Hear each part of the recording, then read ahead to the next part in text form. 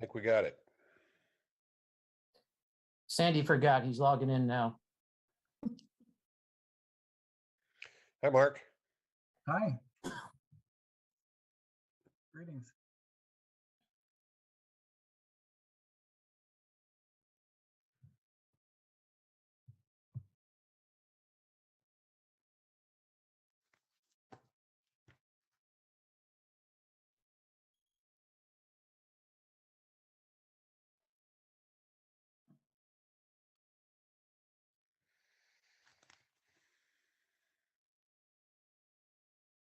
So how are you doing, Mark?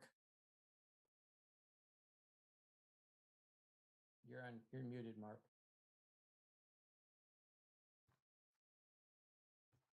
Good. How about you? Well, I'm behaving myself. It's a whole Good. new year. Santa's watching. Probably better than Mike.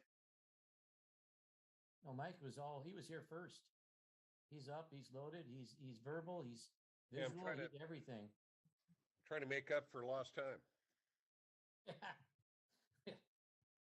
So Chris didn't answer. Well, Sandy should be logging in here. Should we just wait a few more minutes? He just sent me a message saying he's logging in now.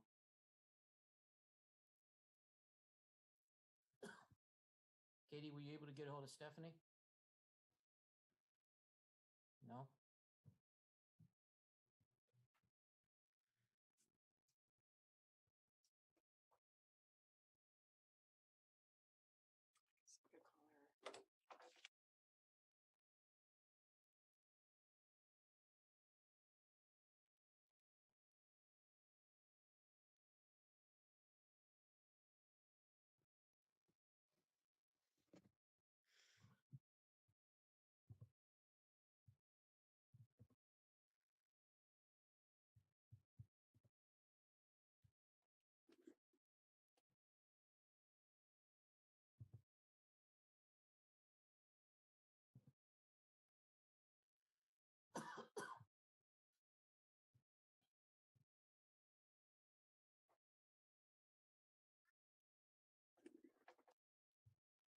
No answer.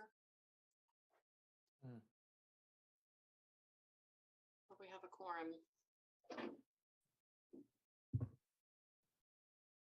So I need some guidance then. Or is this Sandy logging in right now? I was gonna wait. That is the applicant's agent.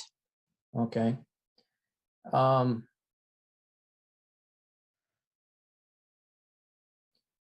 Should I wait for Sandy or just proceed? Because we are 3 minutes after the hour. You see it? Oh, we don't see him logging in yet. No, but he sent me a message saying I forgot, but I'm logging on now. Yeah, he might have to boot up his computer. That might take a minute.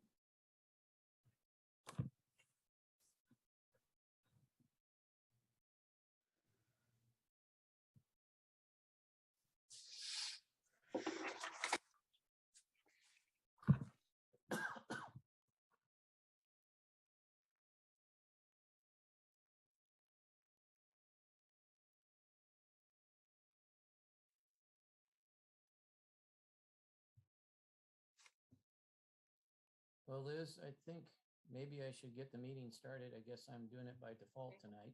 Yeah. And then when Sandy joins us, we can just make a note that he's in the meeting. Is that okay, Katie?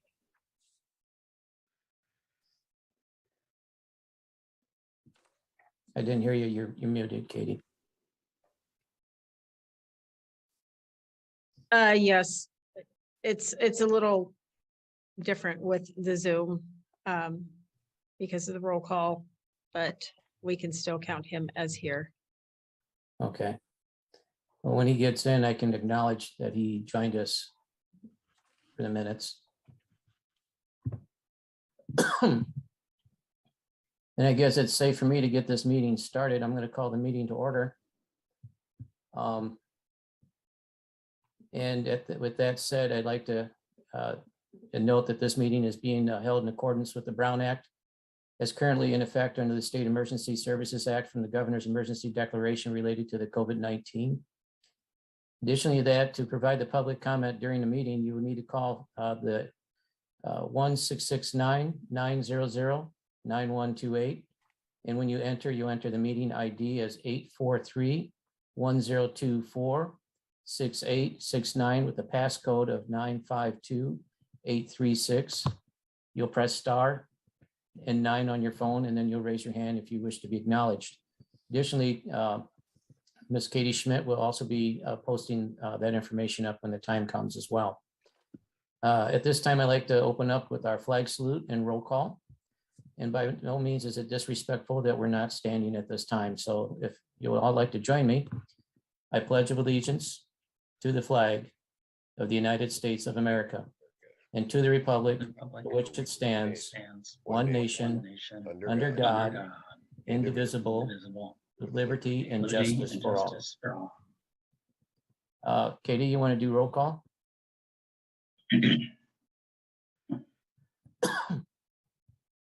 Roll call, Commissioner Blakely.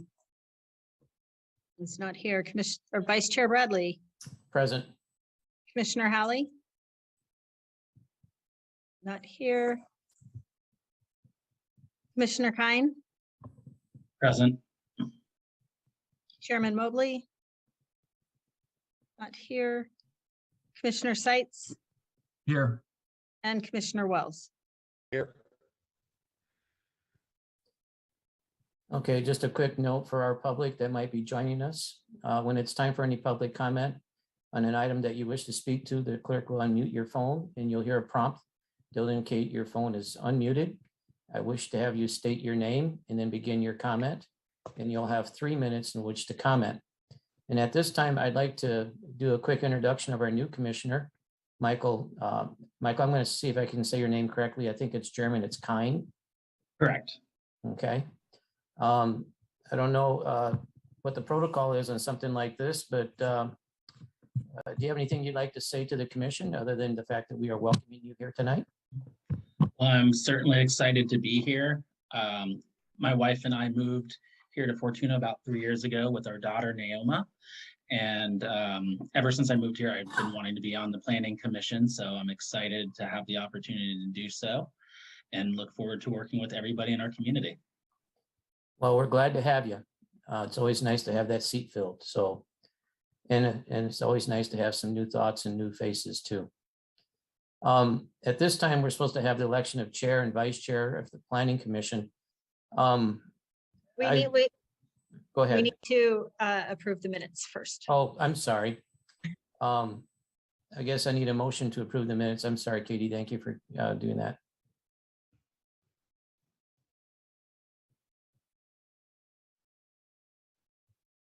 I moved to approve the minutes from the last Second. meeting.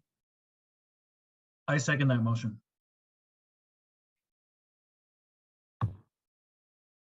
Right, roll call vote, Commissioner Blakely Yes. here, Vice Chair Bradley, Yes. Commissioner Kine, Yes. Commissioner Seitz, Yes. and Commissioner Wells. Yes.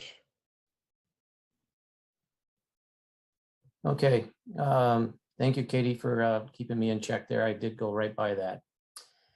At this time, we're supposed to have the election of the chair and vice chair for our planning commission for 2022. I guess we have two options. One is we can entertain motions for those positions, or we could postpone it if we wanted to wait for our other two individuals to join us, which would be Stephanie and Mark, or Chris, I mean. Anybody's thoughts on that?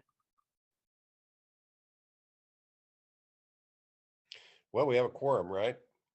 We do. I'd say let's do it. Any other thoughts before I move forward then for any motions?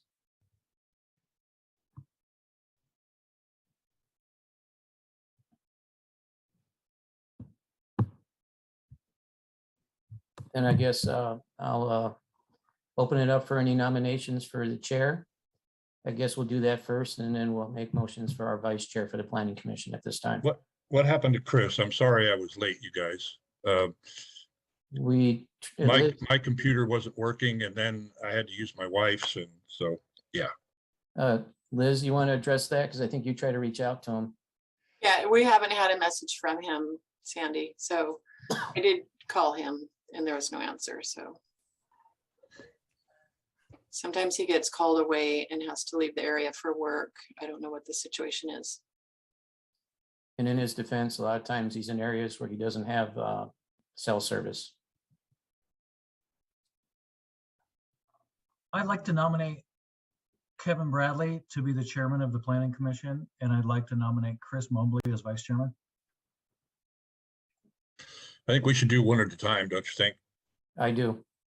We'll entertain for the chair first and then the vice chair, gentlemen. And No problem. With that being said, and that's fine, I would nominate Kevin Bradley as our chairman. I'll second that. is there any other nominations?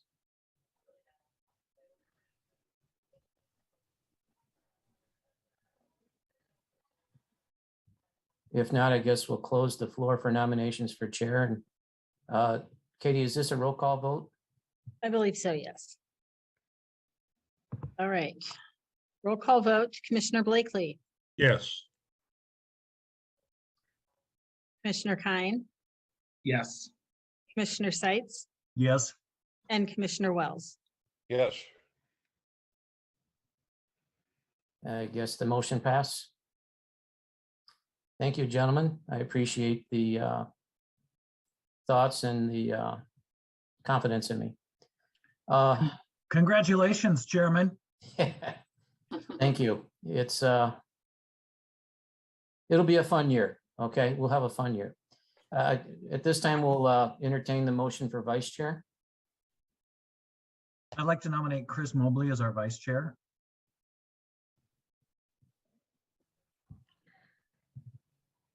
Second. I'd like to nominate Mark Stites. Can we Second that decline? also. Can we decline? You can, yes. Okay. Well, we have two. We need a second on somebody. Am I allowed to? I don't think I'm allowed to participate in this at this time, am I? Probably not. I've never seen the chairman make a motion or the mayor. That's what I thought. Was there a second on Mark? There is not a second on either one. So it's either going to be Mike or I'll Michael. second Mark Seitz.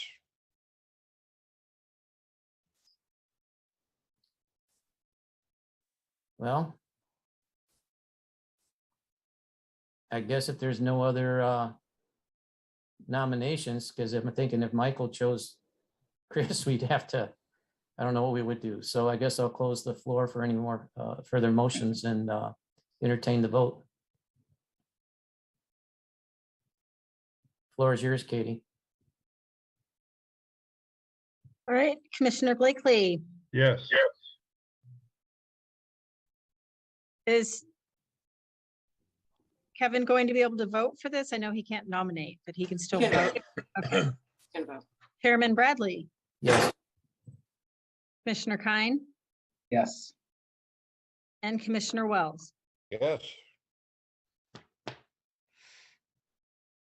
okay, the third item on our agenda tonight, everyone, is appointment by the chairman of a planning commissioner advisory subcommittee to study zoning and other land use matters relating to the planning commission's duties. Liz, would you like to maybe add a little bit to this so we have a little bit more clarity what this is all about? Yeah, so this is derived from the conversation that the planning commission had at the last meeting, where you did express interest in creating. I know you talked about the planning commission meeting separately. I think you meant as the whole commission, you know, to study items. And then there was also talk about a subcommittee. So I did look at the bylaws to see what, you know, what was spoken in the bylaws about that matter. And I did find a couple of things, and I can share the language right from the bylaws on the screen. And you can show you exactly what it says. So you can consider how you want to do it. So One of the items allows the commission to make, to have workshops, as a whole. So it says the commission may be convened as a whole or as a committee of the whole in the same number as prescribed for the calling of a special meeting for the purpose of holding a study session, provided that no official action shall be taken and no quorum shall be required. So that just means that you may schedule a special meeting for the commission. And, typically that would not be televised. It's, it's like a study session or discussion to just, discuss matters informally. And then the next items is that subcommittees and advisory committees may be formed. And in that regard, the chairman makes the appointment. So the chairman shall appoint subcommittees as needed and may appoint a chairperson for each subcommittee or may also serve in this capacity. Members of the commission shall represent at least 50% of the membership of any subcommittee. So that would be 3, I guess that would be 4, at least 50% would be 4 commissioners would need to be on the advisory committee. So you have a choice as to convene as the whole and discuss what you would like to do. I know there was talk about studying parking with the idea of, then making some kind of a recommendation to the council on pursuing a rezone or something like that. There are other issues that can be discussed. You could meet as a whole to talk about that, or you could go right into forming a subcommittee to do that same thing. And then they could bring back information to the planning commission, and then you could make motions to have something, then formally pursued. So it's up to you how you wanted to do it. But this agenda item does allow you to do that tonight, to take action on this. Okay, well, I'll open it up for discussion.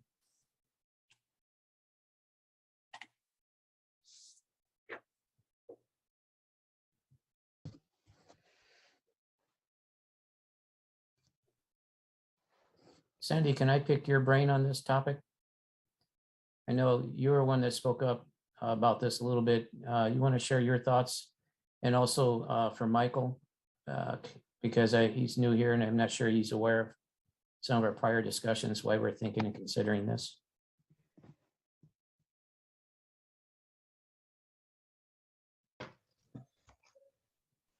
This was up in the last meeting, right? This was discussed. Yeah. What brought it forward? I'm curious. Well, we had a lot of things. One of them that Liz talked about was the parking. There were some concerns there with regards to how the new This is related to the auxiliary housing units. right. Oh, okay. I remember that now. And I think we had some additional things that we brought up to, and at this point, I just don't recall all of them. Yeah, The Chris, intent was to create go ahead, Mark. well, that's okay. My memory is not the best either after a month, but Chris was concerned about how parking, especially over in the area of where we approved last time's apartments or multifamily dwelling, pardon me if I'm misspeaking, over by, it's kind of the general area of the Fortuna Rehab Center, but it's not quite there, but there's some other housing in there. And Chris Mobley brought up the fact that there's some pretty good concentrated use of the street for parking, and it's a 1-lane street, and look at that as well as some other things to try to just review our whole growth plan for the city and make recommendations to the city council, as well as look at anything that might need to be changed in our guidelines. But I'm probably not using all the perfect words for that. That's a pretty good. No, I think you're right, Mark. And I think we're going to also look at some other additional items that we talked about in the past and start looking at some ideas and discussions. And I don't know if I remember correctly that during these subcommittee meetings, Liz, all we can do is write up some suggestions for zoning to be brought forward to be considered and voted on, correct? That's right. So you can formulate ideas and you can study things and then make a recommendation to the planning commission and advise the planning commission on what you found. You can, it can be informal. You can just talk about ways to deal with matters while you're commissioners. So as applications come forward, how do you guys want to apply, the existing standards that we have, or, you could vote to make a recommendation to the council describing what you found. And then the city council could direct you to pursue that further, with ultimately, proposing zoning amendments that we would then go through the formal process to make a zoning amendment. So either way, you can, however things turn out, you might study something and find, the more you learn, our standards are appropriate, and how can you apply them better on a case-by-case basis, or you might find that the standards are have shortcomings and you'd like to adjust them to fix problems that you see. So you don't really know what might come out of it. I think that's the purpose of having these subcommittees, is that that group can analyze and study, and then inform the whole group, and then make a decision, take an action. But yeah, the subcommittee isn't a decision-making body per se. There won't be any motions to adopt or, other than advising. Now, am I reading this correctly that I can just appoint? That's what the bylaws say, that the chairman appoints. I know at one time, I think in our discussions, we talked about the entire planning commission sitting down together, which was one of those two options, correct? Yes. I think that's a good idea. That would be my 2 cents, is to do that. And then maybe after we all sit down or do a workshop, filter it out if it can be more effectively done on a smaller group. And there may be people at that point that are just interested or prefer others handle the work, perhaps. I like that idea, Mark. So based on these bylaws, do we have a start date and a end date, or is it just appointed until we decide to disband? I didn't really see anything that was mentioned in that. That it's silent on that.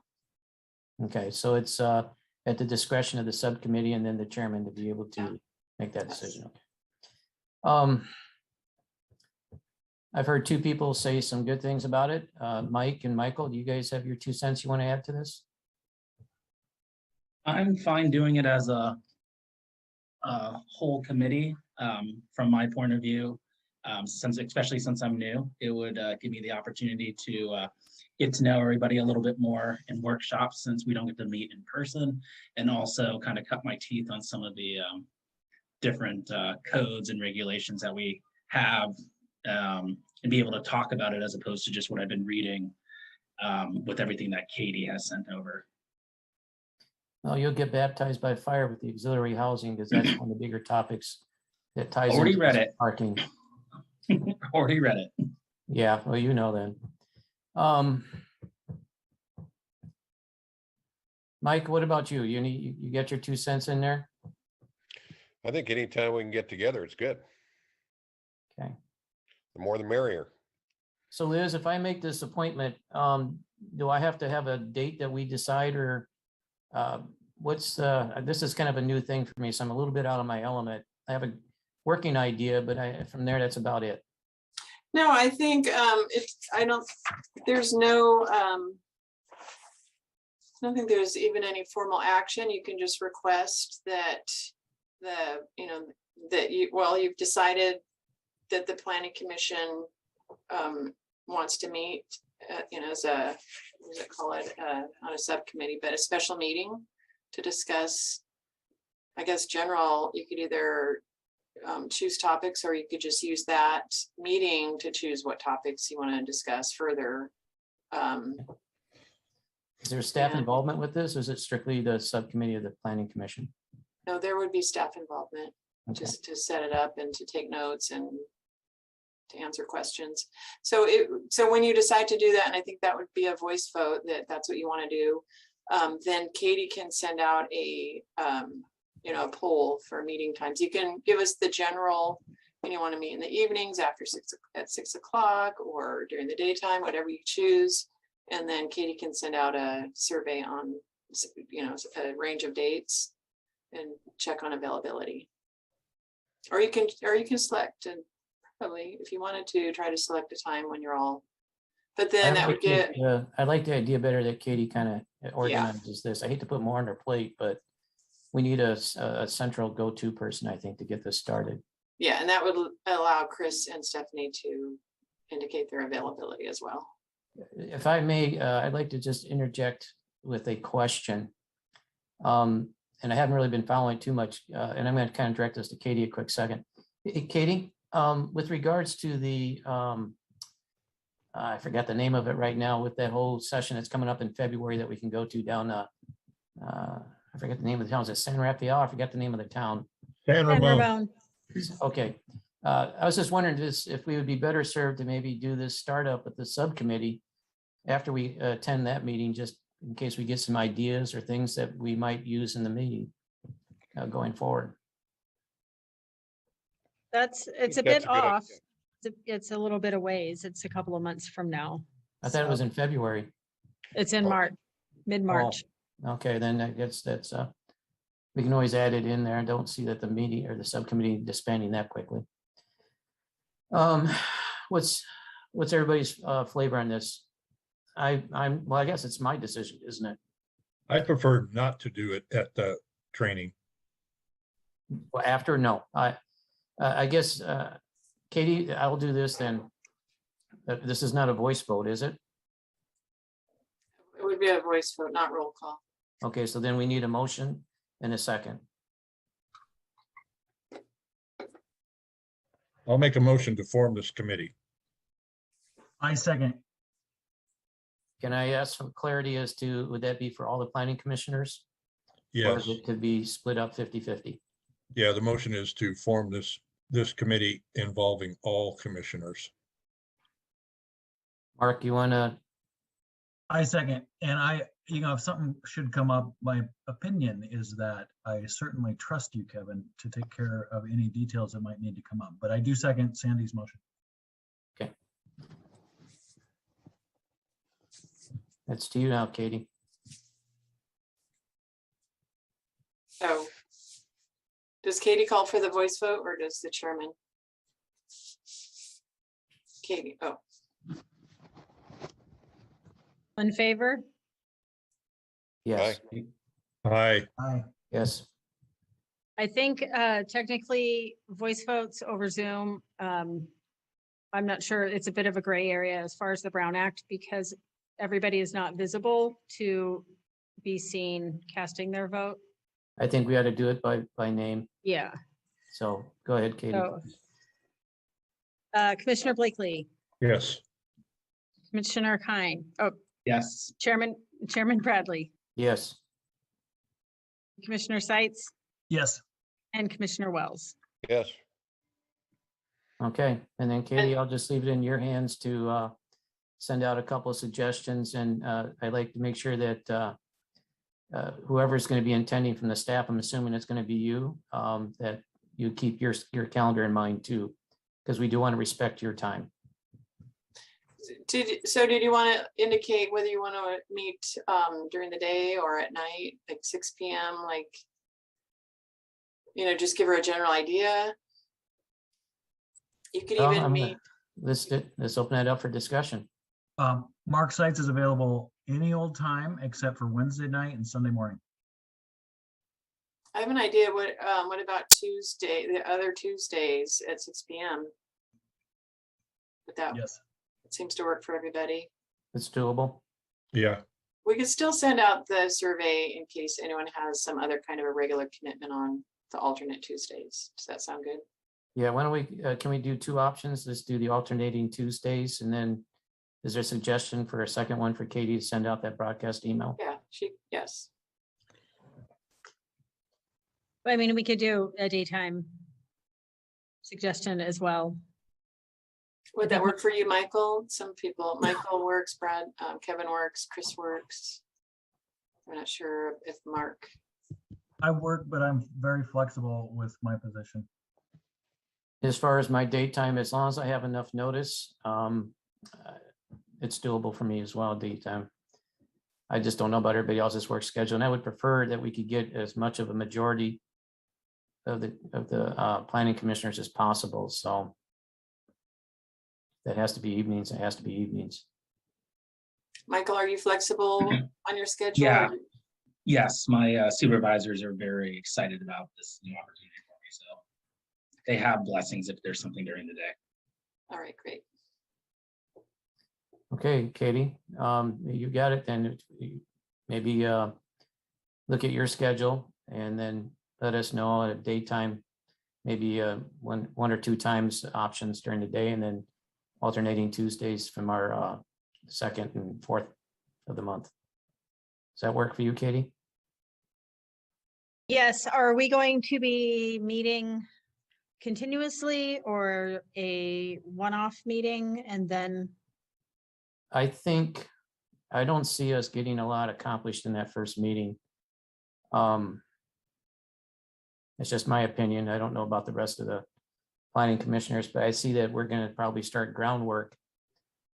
And then from there, I don't know, I see us probably meeting at least probably at least 3 or 4 times would be my bet, but I don't know. Anybody else got a thought on that? I concur. I think that sounds good because we don't want it open-ended, and people like me will strive to put a cap on it, but I think we need more than one. I think we ought to cap it at 4. And then we can always discuss it later on as to what other options, if we need to do anything else later. Okay, I will send out a poll tomorrow. Thank you, Katie. I appreciate you. Thank you. Any other discussion on this matter? Otherwise, we're going to go on to our next one. Okay, well, our next item on agenda is approving a conditional use permit to allow a business sign that projects 5 feet over the public right of way in the downtown retail commercial district. The applicant is Kim Brown from Cornerstone Realty. And the location is at 1131 Main Street. Liz, do you have any history on this for us or discussion? Yeah, I do. I'm going to go ahead and share. The introduction is fairly simple because this is, a simple project. It is a sign. And the reason this sign is coming before you is because it is a projecting sign, and we don't have a lot of those on Main Street, so it's kind of like a special type of sign, I guess. And then also, the zoning code does require a conditional use permit if the sign is going to project more than 18 inches over the public right of way. So 18 inches, it's principally permitted. And above that, beyond that, it's a conditional. It's specifically projecting signs greater than 18 inches requires a use permit. So it's clearly a planning commission approval. So this sign, this is the image that's placed on the photograph, the street view photograph, giving you an idea, pretty good idea of what it would look like. And so it's for Cornerstone Realty, and this is their business sign. So it's the company's image that's being projected. And and then this is the storefront. So this is on the south side of Main Street between 12th Street, which is just out of view to the left, and then 11th Street, which is further down Main Street there. So then with that, and actually this image kind of gives you a good idea of what the street looks like as far as any other projecting signs. So for the most part, that side of Main Street is does not have any projecting signs. You can kind of see the city's banner. There's the waving banners or the flag banners on the posts along Main Street, and there's a better view subsequent to this slide that shows how close it is.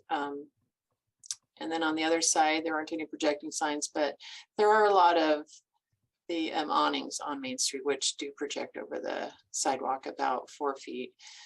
This is a 6-foot projection.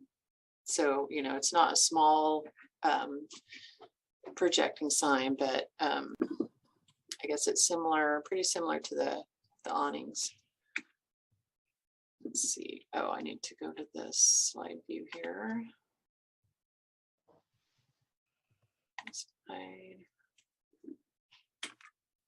So this is a larger image of the sign. You can see it's 72 inches, or 6 feet by 4 feet.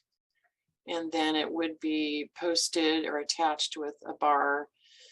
And just for safety's sake, the building official, so the sign would require a building permit. So after, if it gets approved tonight, it would then be subject to a building permit. And then the building official did indicate that he would want to see an engineer's signature, or so an engineer basically reviewing the attachment to the wall. So just to make sure, that it's not going to fall down, and also that there's enough wind shear, that the wind isn't going to blow it down and injure somebody. So so they'll be reviewing the weight of the sign, the size, and how it's attached to the wall. So just so you are comfortable with that. And then, I did want to talk about the findings before I go on. I just have some street view photographs, but the other matter for the Planning Commission is the zoning code does provide the findings that would be made for any exceptions to the sign code. So the sign code itself does have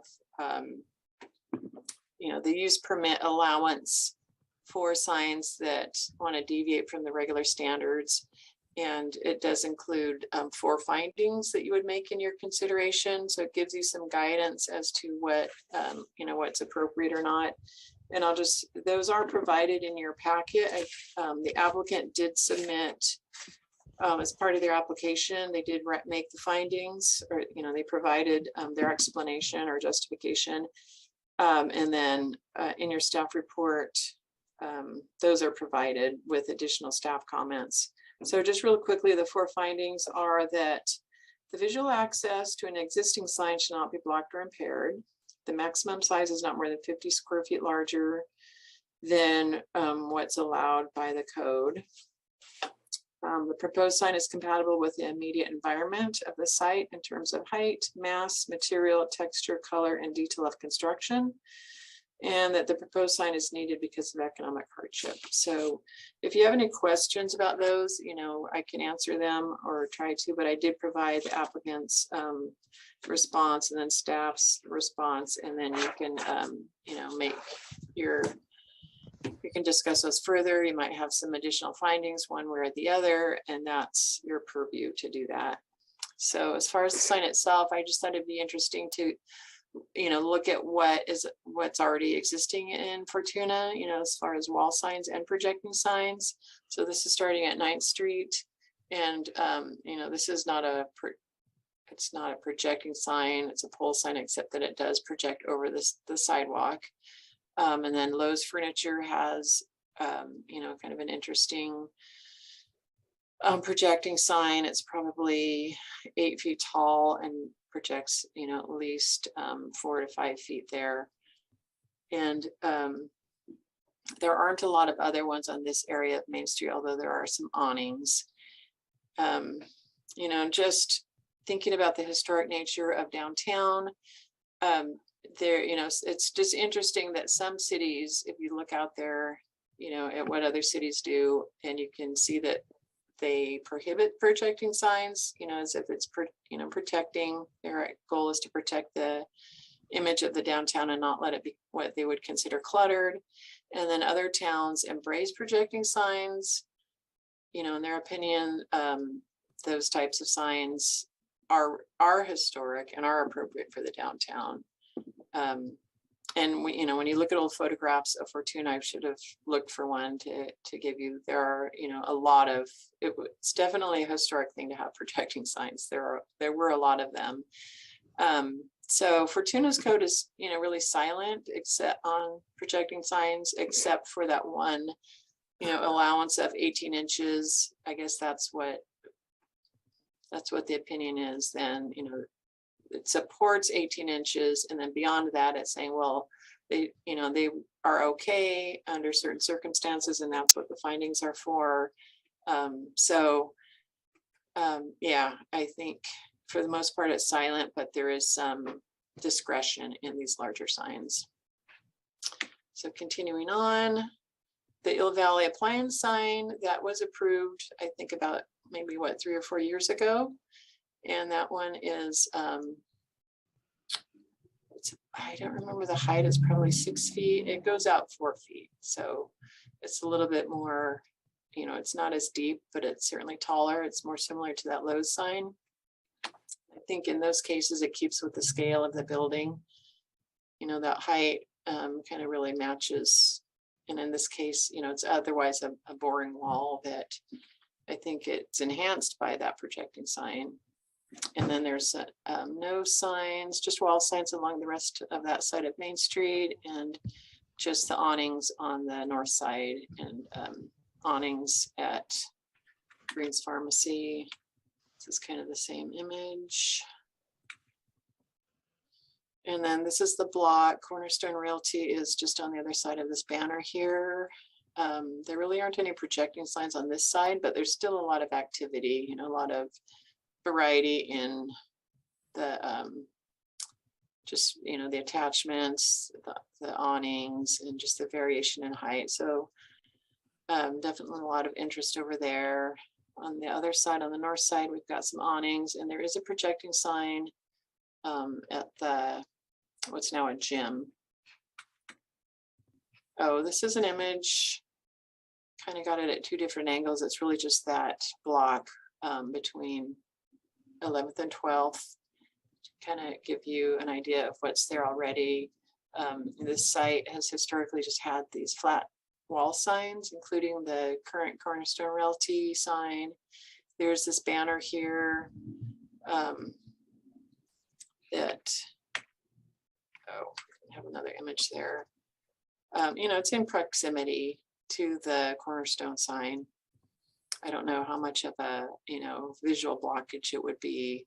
I don't think there's a huge amount of interference, a little bit.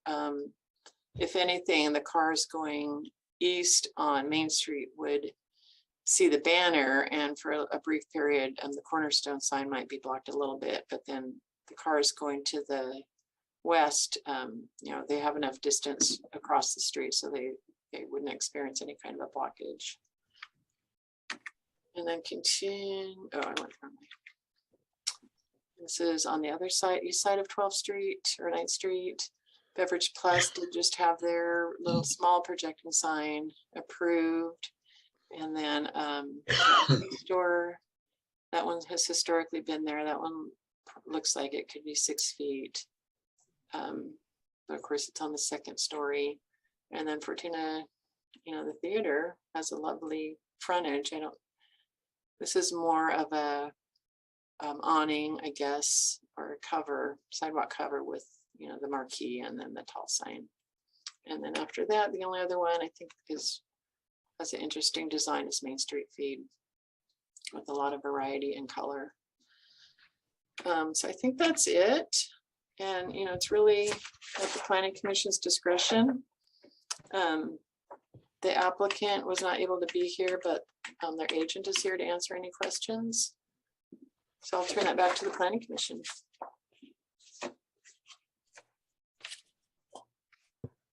Okay, I'll open it up to some discussion. I have no questions. I think the presentation and the written materials, as well as what you said here, was very good. So I have no questions.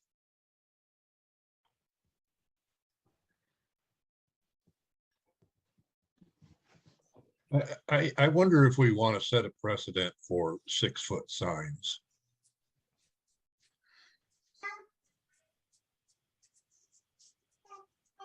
I'm not sure I do.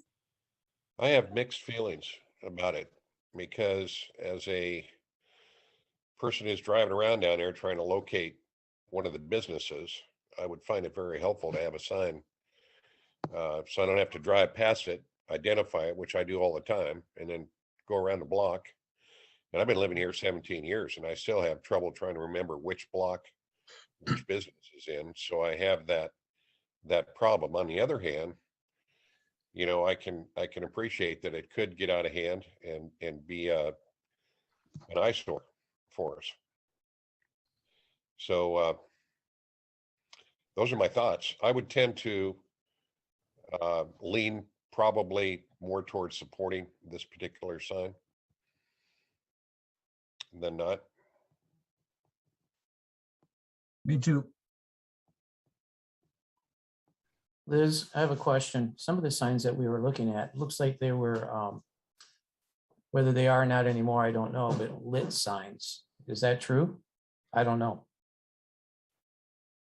Yes, there are, the city code allows internally lit signs. And there are a few on Main Street. And some of them were previously, maybe neon that hasn't been filled but yes. Because my thought is this, and I understand Sandy's point a little bit, just kind of adding to that is that, you get one of these signs and then they say, well, I want to put a light on it, because it's not lit. And then at what point do we keep it making these exceptions? I'm wondering, like Sandy, if we should figure out a way to kind of, maybe that's one of the things we need to do in our subcommittee, Sandy, is talk about the signage with regards to how we want to start putting maybe some parameters out there so it doesn't get too out of hand. I would agree with that. I look at situations, say in Eureka, how they have a lot of new lit signs and LCD signs or LDC signs. And then if you can recall the newer Eureka Brewing or Lost Coast Brewing, there's a large pawn shop down on Broadway that has the same situation. We don't want to let things get out of hand, but in this case in particular, I feel a 6-foot sign painted, not lit, wouldn't be a big issue. And we could always worry about people trying to keep up with the Joneses and try to, put signage, and we have tons more, but that's kind of what the Planning Commission does, help regulate and decide which ones are fit for our community and which ones don't.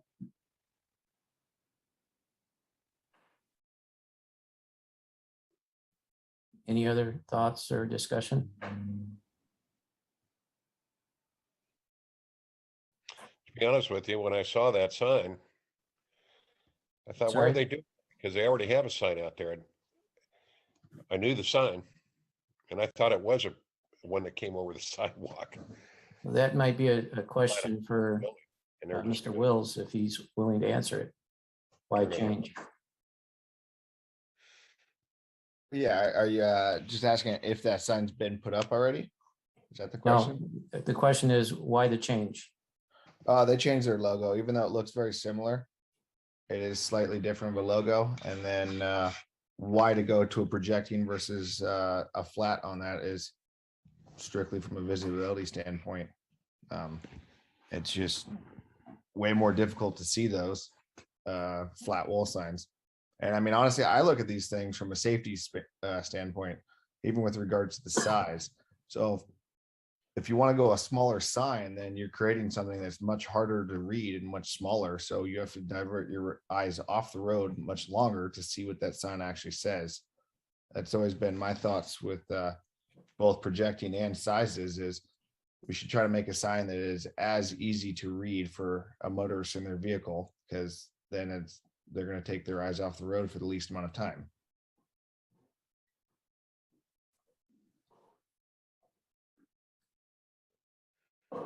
Any other questions for Mr. Wills?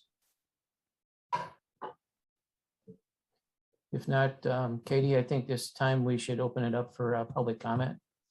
If you could put the little sign that you have for the phone number would be appreciated. And for those that are thinking about calling in or are going to call in, please keep in mind that you're limited to 3 minutes. We ask that you introduce yourself with your full name, and that the only items that we can address is the item on the topic agenda at this time, no new business.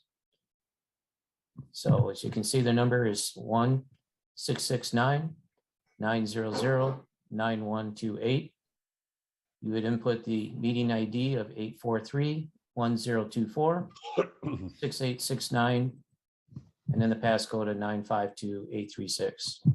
On which time you hit *9, and then Katie will be able to allow you to enter into the meeting. Thank you for posting that, Katie.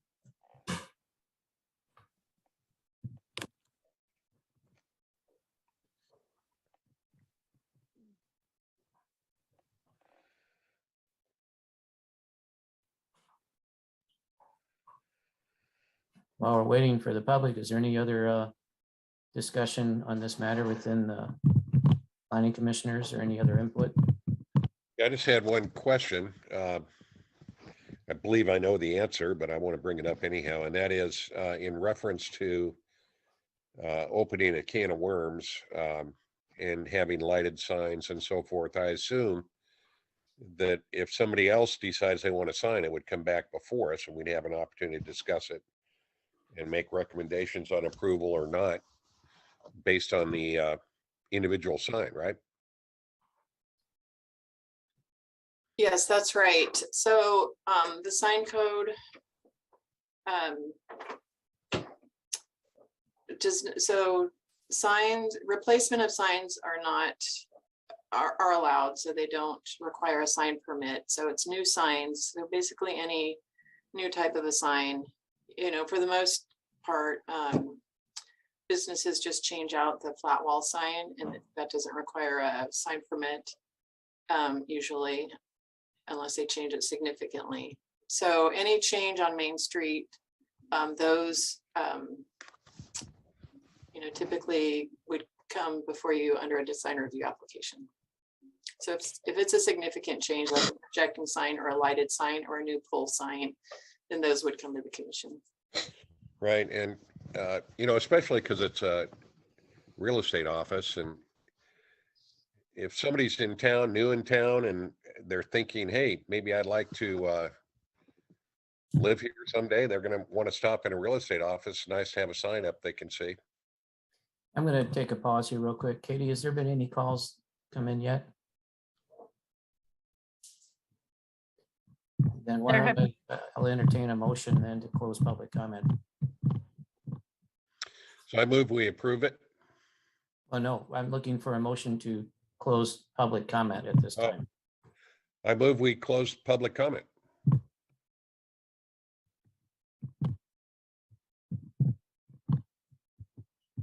Second.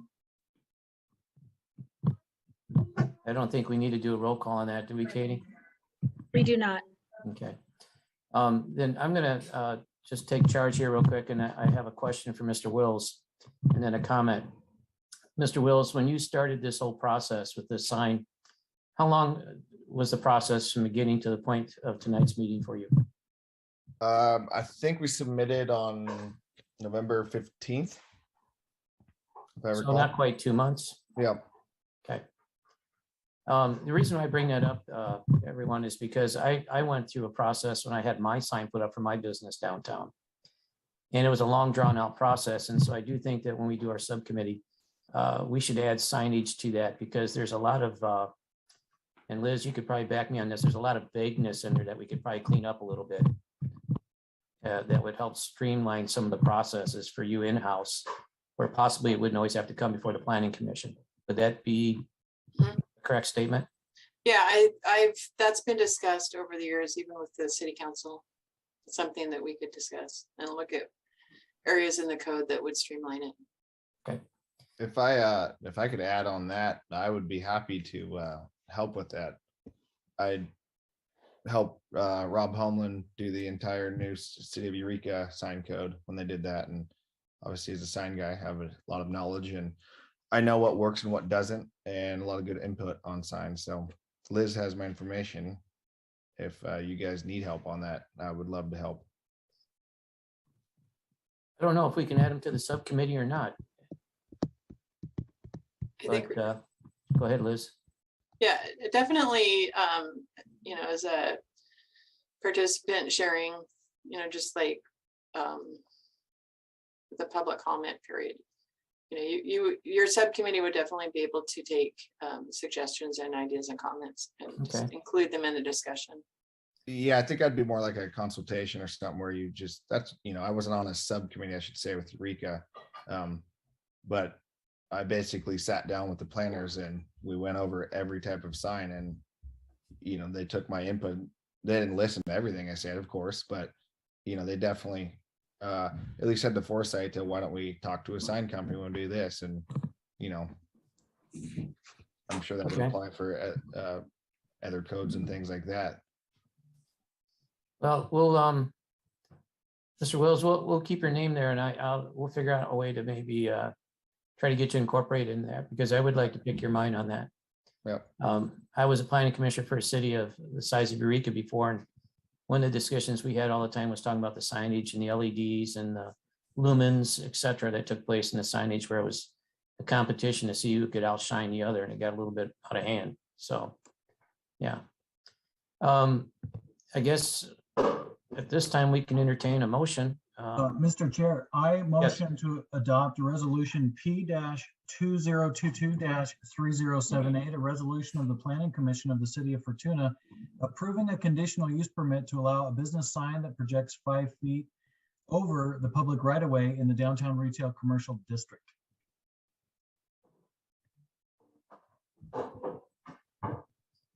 Do we have a second? Second.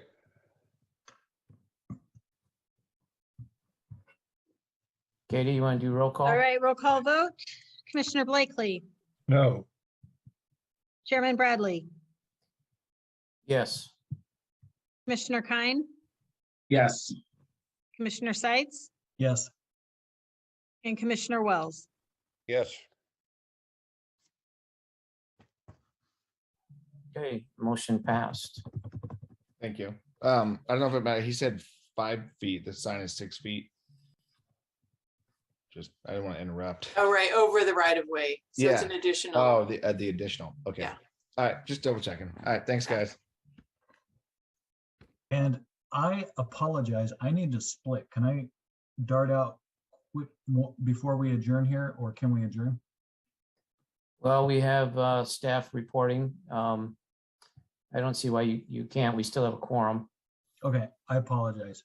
we don't need a quorum. We aren't going to vote on it. Yeah, and I normally, I'm happy to be vice chair in the future, and thank you so much. I'm honored to serve in the future. So I wanted to say that. And congrats, Kevin. Thank you. You too. Blessings on all. Liz, do you have any updates for us staffing wise? Just one item. I wanted to let you know about a zoning matter that's actually bypassing the planning commission and going straight to the city council at the next, it should be at the next meeting. It's an urgency ordinance that is intended to bypass the planning commission, and there's a special state laws that allow that kind of a process.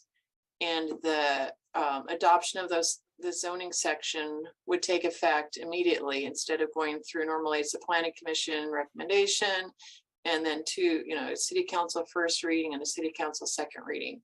So state statute SB 9 took effect on January 1st. It was a really short process for the state. I think it was signed in October and then it became effective on January 1st. And so we're kind of picking up, following suit with what many communities are doing, passing an urgency ordinance, which will, so let me let you know what SB 9 is. It's another of the state's housing laws, housing bills. It's really similar in nature to the accessory dwelling unit ordinance that, that you just went through.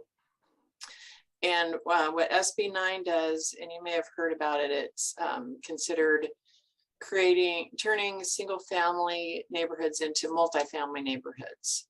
So it allows more density than the accessory dwelling units. What it does is allows 2 single family homes on every lot. So that's not an ADU, it's not size restricted necessarily, but 2 single family homes in every lot with a lot of the same features as the ADU ordinance has, such as we can't prevent the second unit with things like setbacks. So it does allow a 4 foot, small as a 4 foot setback.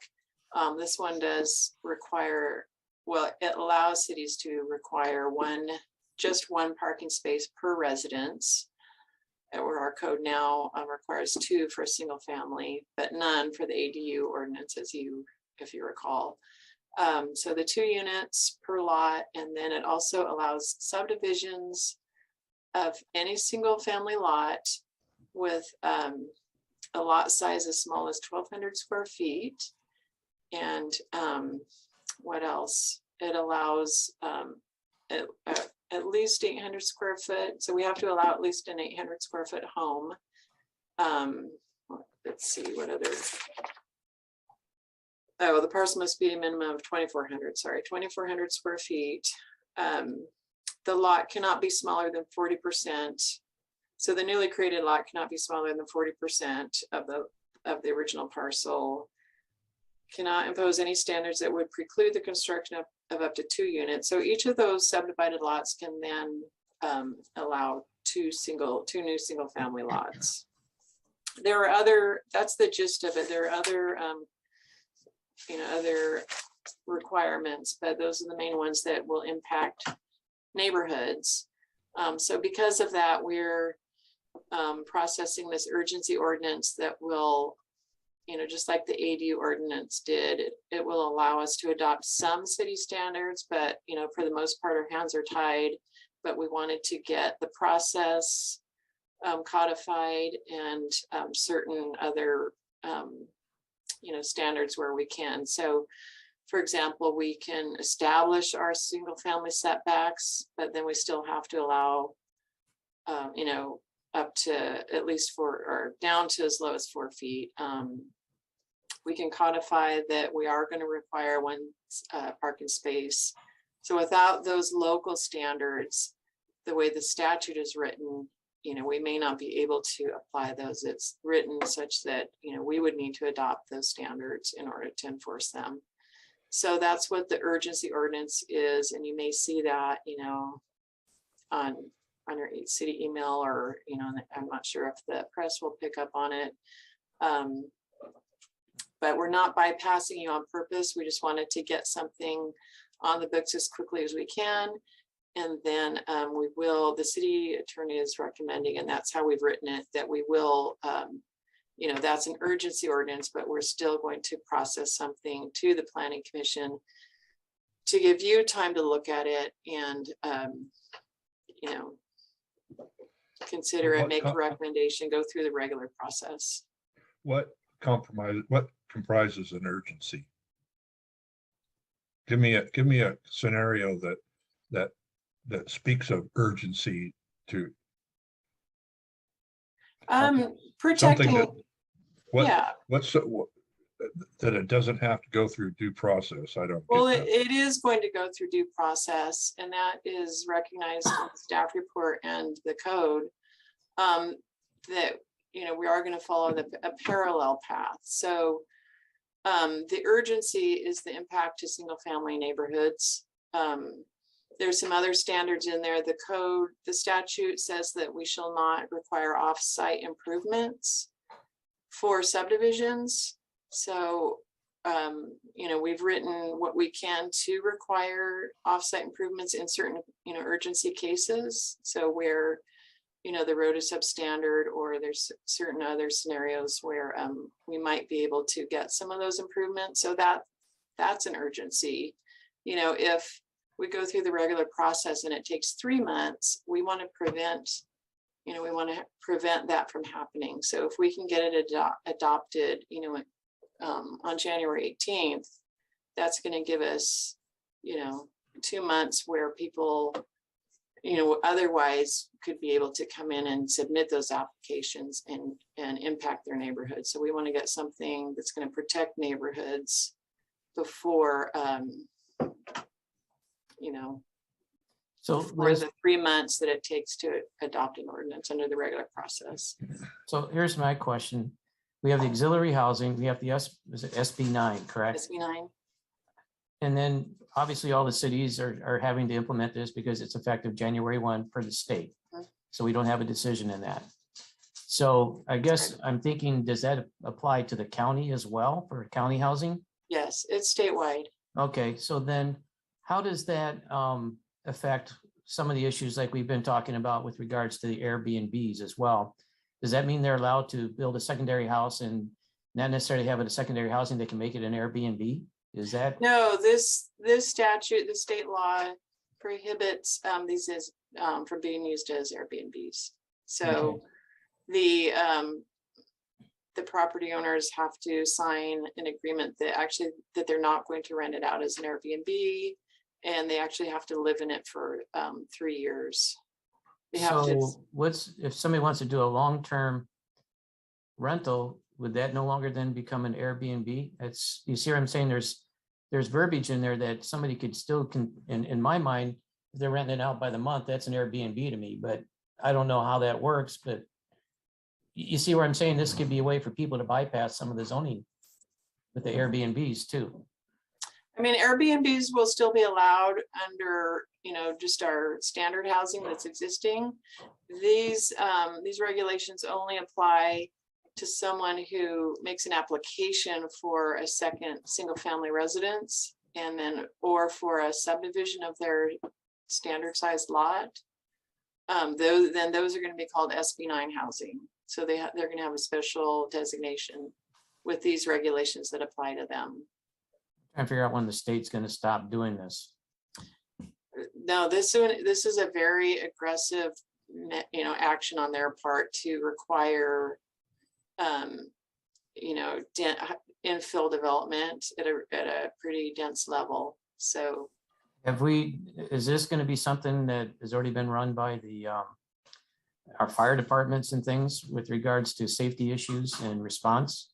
yeah, they're concerned. So the law does allow, the state law allows cities to prohibit these in designated high fire hazard zones. So I've been talking to the fire chief on, does the city have any state fire or high fire hazard zones? The state actually designated those in areas outside of city limits, but we don't have any within the city. But obviously we have some forested areas where it is a high fire hazard area. So I'm working with Lon to see about getting those areas designated, not only for safety's sake, but also, it would limit this high density developments in those areas. And he's also concerned about neighborhoods that don't have good access for fire trucks, if we can designate those as well. Well, I'm going to take off my chairman hat and just put on my insurance hat a minute. And I'm just going to tell you that some of these things that they're doing, it's going to almost prohibit anybody being able to even get homeowners insurance or any other kind of commercial insurance or rental insurance because of the density of the things. It's going to be creating more of a fire hazard because of the closeness of the homes. It's just like it's kindling waiting to happen. There is a caveat in the law that the building official can deny the application if there is a significant health and safety hazard outright, the subdivision and the second single family home. And in lieu of that, all of the construction will go through the building permit process, which gets reviewed by the building official, by the fire chief, by the planning department, by engineering. So there wouldn't be anything built that isn't safe, even though it's allowed to have a second unit. They're still going to have to adhere to the building code and the fire code. I get that. I'm just saying is that at some point, somebody's going to argue what is considered a safety issue, and it could become a very debatable issue. I don't know. Yes, that's going to happen. We can't solve that tonight. Well, I know. I'm just saying this is just opening up Pandora's box for us is all. More things to come, I guess, everybody. Is there any questions to Liz? Further comments? No, I'll be scheduling the topic with the planning commission very soon, if not at the next meeting, then the one after. So, you'll be able to review them and revise the standards as needed. Okay. And then that will go to the council for adoption. Any other questions for Liz or comments? I have one quick question I have to Katie. What's been the response for the planning commissioner session in March? I have 3 interested, so. Okay. I haven't, Katie? Well, I know I'm one. Who's the other 2? Oh, you want to go also, Sandy? I emailed you to that effect. I didn't get it. Okay, well. I'll take a look. So who's the other Okay. 2? Our new I'll get back to you commissioner, tomorrow. Michael Kine, and also Mark Seitz. Okay.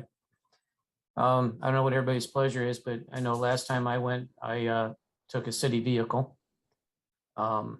It's something to discuss. We can carpool if people want to do that, unless they plan to make a weekend of it, in which case they do their own vehicle. But I'd like to have that out there for everybody if they want to talk about it at a later date, if they want to carpool and discuss matters on the way, as far as how the session went.